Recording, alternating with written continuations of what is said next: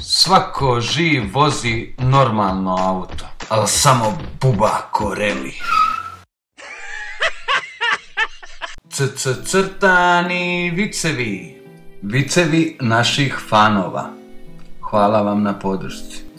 Jeli Mujo, hoćeš čut dobar vic što nam je poslao Milorad? Ajde da čujem. Policajac svako jutro koristi telefon i svaki put kad završi smješka se. I pita ga neki slučajni prolaznik zašto se stalno smije kad koristi telefon. A policajac odgovara: jer se uvijek pitam ko je najljepši, a telefon mi govori ti. Hoćeš ti čut sad dobar vic što nam je poslala Tijana? Naravno. Došao čovjek na sud i sudac ga pita zašto je ubio ljude. Kaže on, pa išli mi na živce, šta da ti kažem.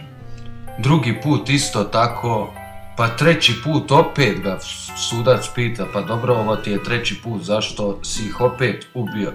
Jebi ga, šta da ti kažem, prešlo mi u navik. Ja već 3 dana tražim svoje ovce, nemam pojma gdje su nestale. Evo ti kurac, mi do 5. maja ne silazimo.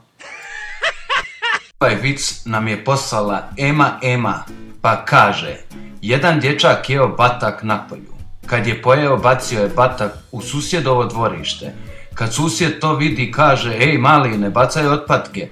A mali kaže: nije to od patke, brate, nego od kokoške. Sljedeći vic kaže ovako, a poslao nam je Predrag Macanović. Kaže zec zmiji: oprosti što sam te zezo da nemaš noge, aj baci 5. Ovaj vic nam je poslao Luka.